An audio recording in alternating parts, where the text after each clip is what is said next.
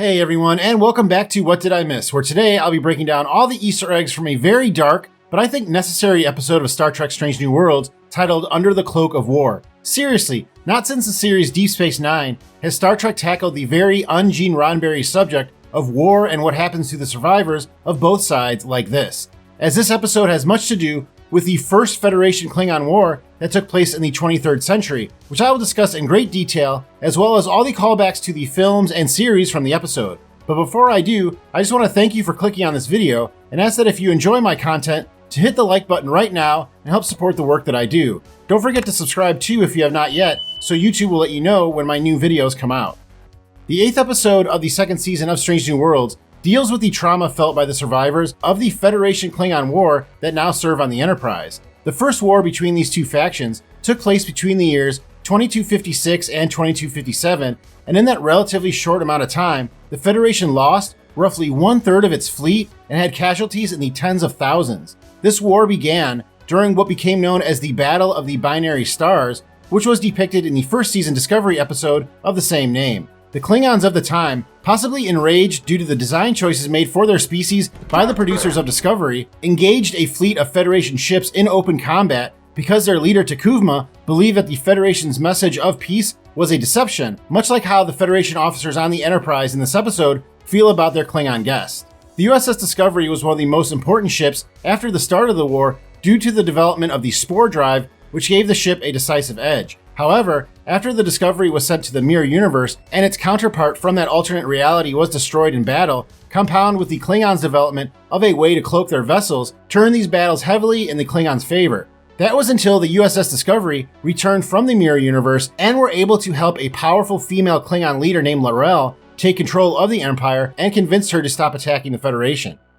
If you are wondering why not every member of the USS Enterprise has memories from the war, it is because the ship itself was not involved in the conflict. We learned specifically from Vice Admiral Cornwell in the second season Discovery episode titled Project Daedalus that the USS Enterprise was not recalled from her 5-year mission of exploration during the war because in case of the worst outcome, Starfleet wanted their best to survive.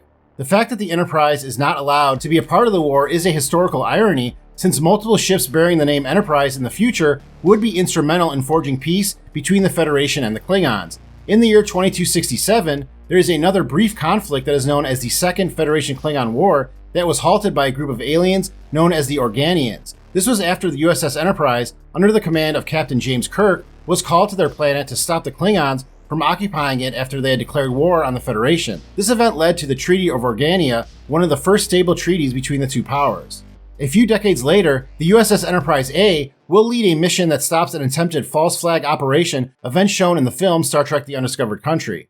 Many years after that, the USS Enterprise C will be lost in battle after defending a Klingon colony from a Romulan attack, which will impress the Empire enough to sign a formal peace treaty with the Federation, events that a version of the USS Enterprise D from another reality also had a hand in during the Next Generation episode titled Yesterday's Enterprise. The title of the episode itself comes from the full quote, "It is my conviction that killing under the cloak of war is nothing but an act of murder," which is attributed to German physicist Albert Einstein, who as a hologram appeared in 2 episodes of The Next Generation, The Nth Degree and Descent. The episode begins with the USS Enterprise picking up a Federation ambassador who also happens to be a defector from the Klingon Empire named Ra. He is played by character actor Robert Wisdom, who some may recognize from his recent role on the popular series Barry, but who I remember as Lieutenant Colvin from The Wire. The plotline of a war criminal attempting to seek redemption is very similar to an episode of Voyager named Jagal, in which an Oppenheimer-like character is forced to face Neelix, a member of the Voyager's crew whose people were nearly wiped out by a weapon that he designed. Much like the affected members of the Enterprise, Neelix is also greatly disturbed by his presence and motives, and even goes so far as to refuse treatment that may save his life. I know that a lot of people talk smack about the character, but if you're going to watch one episode of Voyager where Neelix is the focus, Jagal is the one. When Ra arrives on the ship, a yeoman blows a boatswain whistle.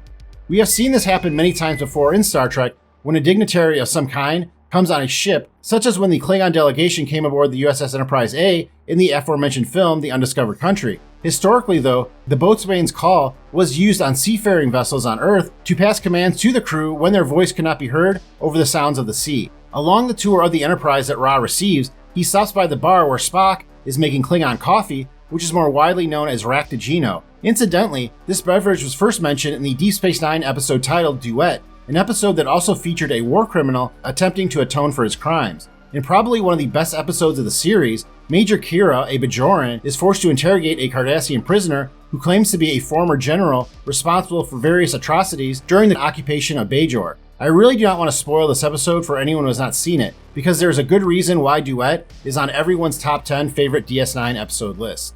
We then see the events that occurred on the moon of Jagal through a flashback. The viewer can immediately feel the weight of the MASH tent that Nurse Chapel has been dropped into, but this gravity is lifted a bit when the first person Nurse Chapel meets turns out to be the chief medical officer, who is named Buck and is played by Clint Howard. Clint Howard first appeared on Star Trek when he was 7 years old, playing the character Baylock in the classic TOS episode titled The Corbinite Maneuver. He has also appeared in one episode each of Deep Space Nine, Enterprise, and Discovery, but I believe that Clint Howard now has the distinction of being the only actor to have appeared in both the original series and Strange New Worlds.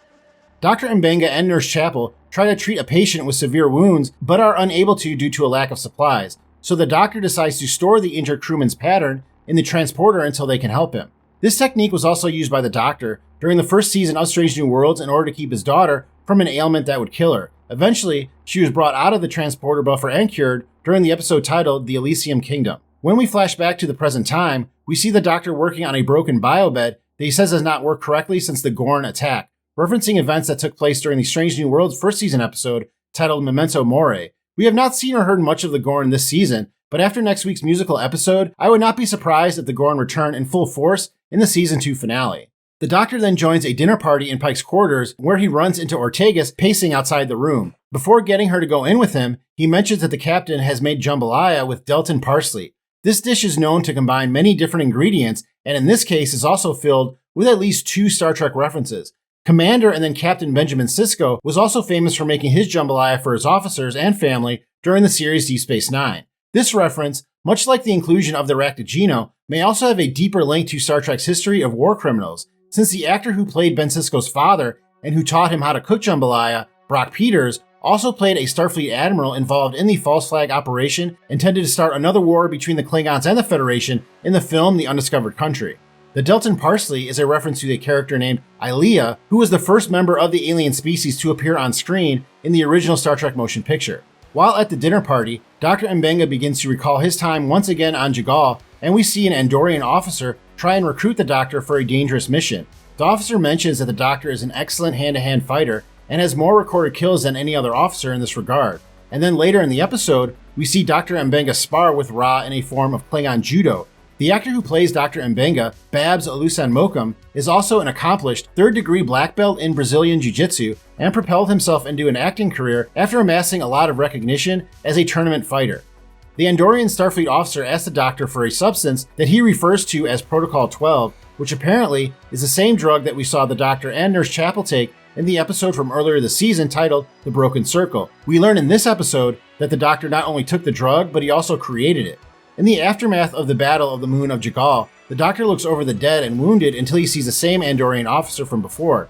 He takes a Klingon dagger from his body, which is known as a Duktag, and it was first introduced in the film The Search for Spock. In that film, a Klingon general uses the weapon to kill David Marcus, which will lead to a distrust of the Klingons by his father, James Kirk.